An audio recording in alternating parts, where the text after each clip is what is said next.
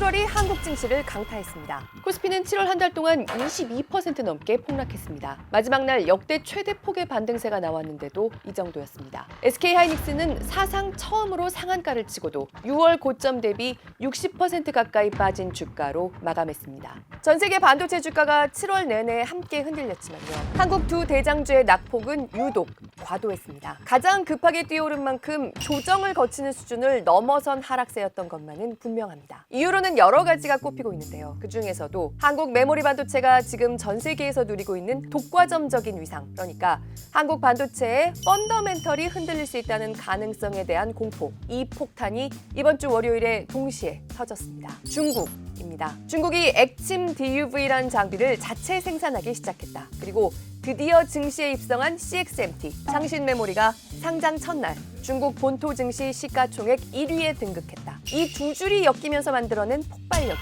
한국 증시의 7월 마지막 주를 날려버린 겁니다. 이 중국발 폭탄들은 그냥 공포탄에 불과할까요? 아니면 한국 메모리 반도체가 독주해온 좋은 날들이 끝나간다는 걸 시사하는 진짜 구조적인 위협일까요? 지금 가장 궁금한 경제 이슈를 똑소리나게 짚어드리는 똑소리 2, 권혜리 기자입니다. 这个不能跟你透露啊，你有什么记号吗？我可以帮你转接技术的。这个不能透露，对，这是保密的，不能透露给你。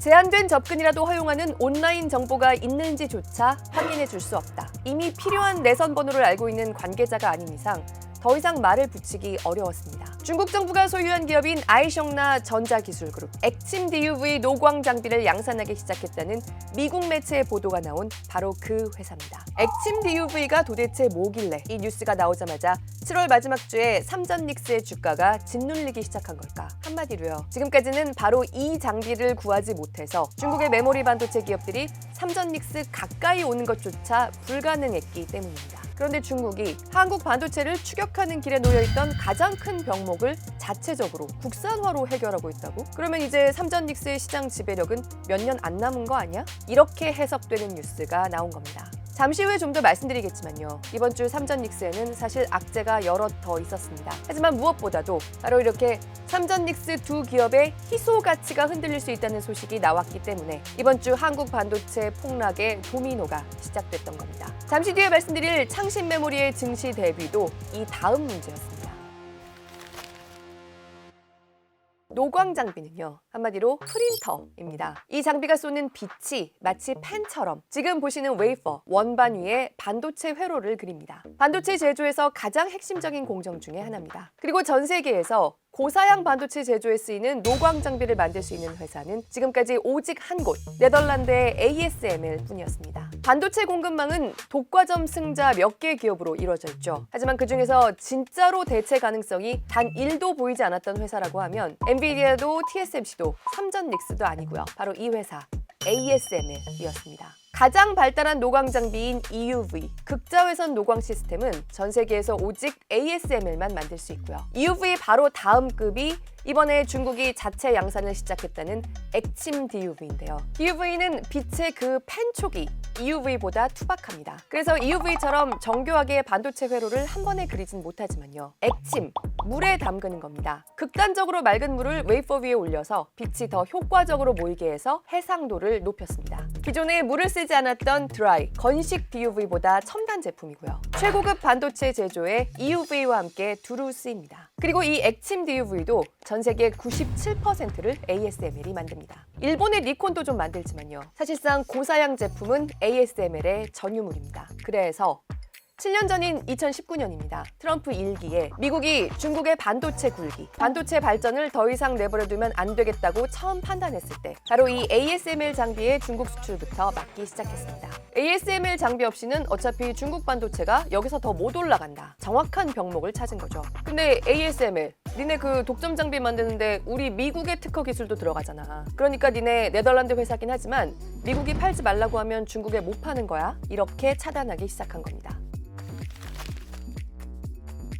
EUV는 중국이 한 대도 못 산 지 7년째고요. 액침 DUV, 심지영 DUV도 3년 전부터 중국으로 들어가지 않습니다. 그래도 여전히 ASML의 단일 최대 고객은 중국, 매출의 3분의 1이 중국에서 나옵니다. 중국으로서는 당연히 성에 안 찰 저사양 DUV 새 장비들이랑 미국의 수출 규제가 시작되기 전에 확보했던 구형 장비들을 꾸역꾸역 돌려서 중국이 이제 7나노에서 5나노급의 반도체까지 만드는 걸로 알려져 있습니다. 반도체는 단순하게 말하자면 숫자가 적을수록 좋은 거죠. 2나노 양산까지 추진하고 있는 한국 반도체에는 여전히 중국 반도체가 두세 대 정도 뒤져 있습니다. 게다가 EUV가 반도체 회로를 한 번에 정교하게 그릴 때 DUV는 여러 번 그려서 정답을 찾아가야 하기 때문에 불량품이 많이 나옵니다. 7나노급에서도 한국보다 수율이 생산성이 많이 떨어집니다. 그래도 중국 정부의 막대한 후원을 등에 업고 중국 반도체가 여기까지 온 이 시점에 아이숑나가 중국 안에서 액침 DUV를 양산하기 시작했다는 소식이 나온 겁니다. 설립한 지 3년밖에 안 됐지만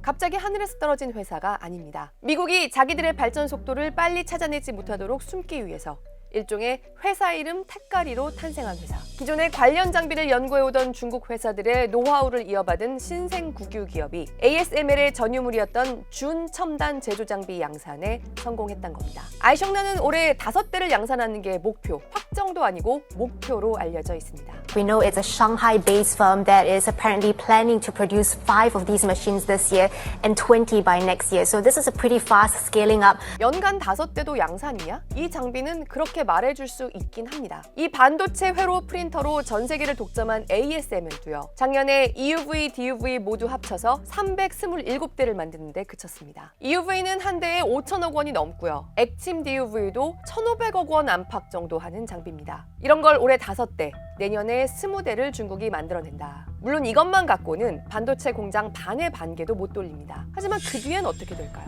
아이숑나 액침 DUV는 어떻게 봐도 ASML의 1,500억 원 넘는 제품에 못 미치는 것도 확실해 보이긴 합니다. 7나노급의 고급 반도체를 한국보다 훨씬 수율 떨어지게 불량품이 얼마가 나오든 중국 정부가 돈은 계속 대줄 테니까요. 계속 겹쳐 그려보면서 7나노급 정상품 제조가 되는지 해볼까 말까한 정도의 기술력으로 알려졌습니다. 지금도 액침 DUV 시장의 3% 정도는 차지하는 일본 니콘처럼 ASML의 위상을 흔들 수 있는 수준이 전혀 아니고요. 이런 거 몇 대 중국에서 자체적으로 만든다고 해서 삼전닉스의 AI 메모리 생태계에서의 절대 강자로서의 위상이나 고급 범용 메모리 시장에서 차지하는 비중에 삼전닉스의 펀더멘털에 바로 금이 가진 않습니다. 하지만 최근까지 삼전닉스의 주가 급등에 반영됐던 엄청난 기대는 올해에 대한 기대만이 아니었죠. 중국이 2026년에 저사양 액침 DUV를 들고 나올 수 있다면 2030년에는 뭘 해낼 수 있을 것인가? 이걸 아직 아무도 모른다는 게 문제입니다. 중국이 자신들의 반도체 제조력 양상을 꽁꽁 숨기려 하기 때문에 더욱 그렇습니다.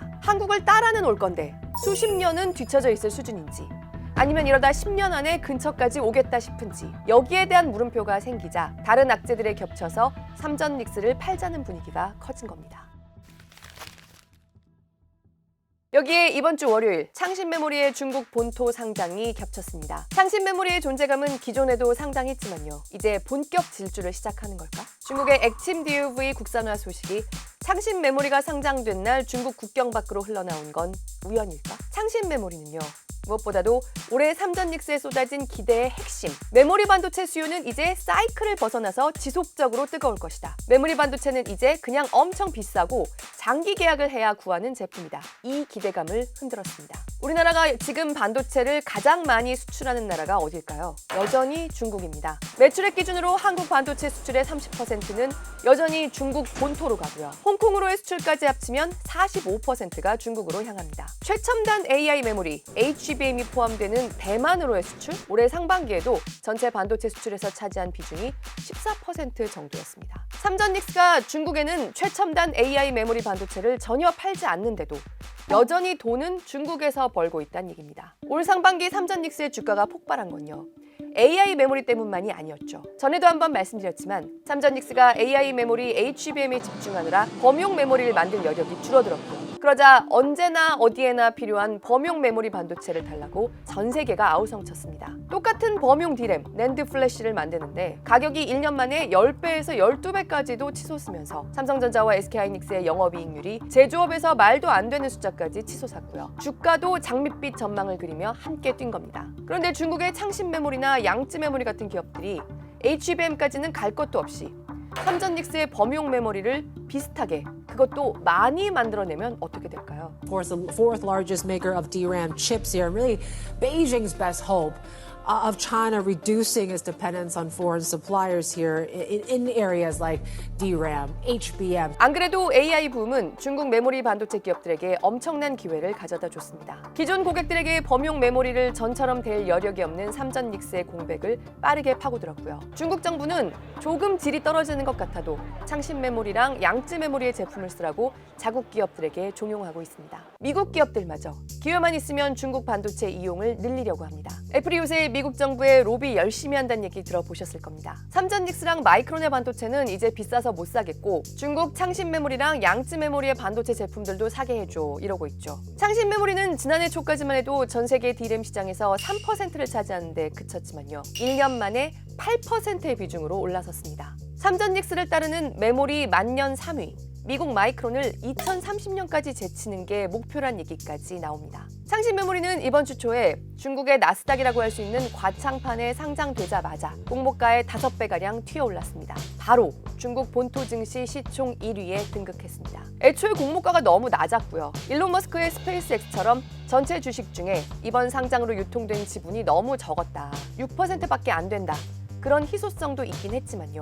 아무튼 이번 상장으로 벌어들이게 된 막대한 돈도 공장 증설에 상당 부분 쏟아부을 예정입니다. 그러면서 아직 한국보다 잘 못 만드는 비교적 고급 메모리 DDR5 같은 제품의 영역까지 파고들면서 공급을 늘린다고 하면 아직 돈은 중국에서 벌고 있는 삼전 닉스, 범용 메모리 가격의 지속적인 급등으로 최근에 영업이익률을 달성한 삼전 닉스는 앞으로 몇 년 뒤에는 어떻게 될까? 이게 이번 주를 강타했던 삼전 닉스의 펀더멘털에 대한 두 번째 물음표인 겁니다.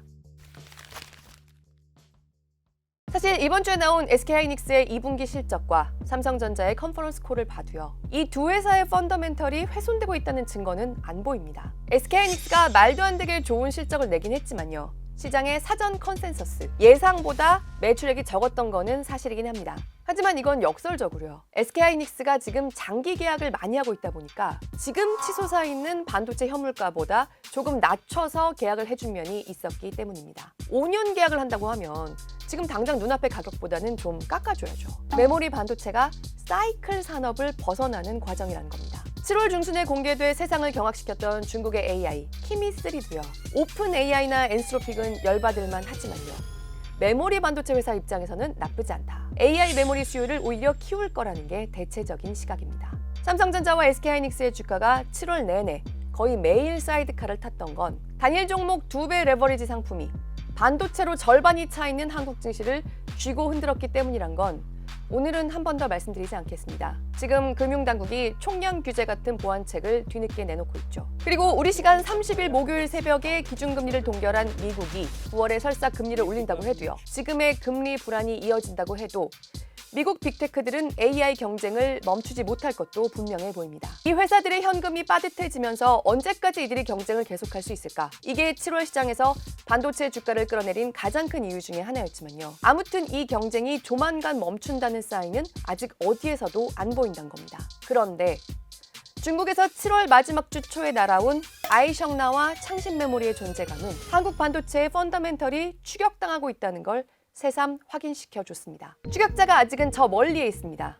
쫓아오고 있지만 거리가 꽤 됩니다. 그런데 쟤 도대체 얼마나 빠른 거지? 이걸 아무도 모른다는 게, 여기에 대한 물음표가 스멀스멀 커지고 있다는 게 다른 악재들과 결합했다. 이게 한국 반도체 7월 폭락의 마지막 정점을 찍었던 겁니다. 창신 메모리가 상장하는 시기가 하필이면 그 반도체 섹터에 대한 어떤 멘탈이 유리 멘탈이던 시절에 상장했다는 게 문제라는 거인 것 같아요. 저는 DOV 장비가 중국 내에서도 우리가 정말 만들 수 있다라는 인정을 받는다라고 하면 반도체 자립에 대한 기대감으로 반도체 장비, 특히 이쪽은 주가가 올랐어야 정상인데 그 다음날 떨어졌습니다. 기능이라든지 나왔는지 이런 것들이 검증이 안 된 상태이기 때문에 이번 주에 반도체 섹터에 대한 멘탈이 굉장히 유리 멘탈인 상황에서 나온 어떤 악재들로 봐야지, 요거를 지금 한국의 반도체 시장을 위협하는 이런 존재로 지금 보기에는 좀 시기상조가 아닌가. 올해 중국 반도체 동향도 계속해서 똑소리 이가 긴밀하게 따라가 보겠습니다.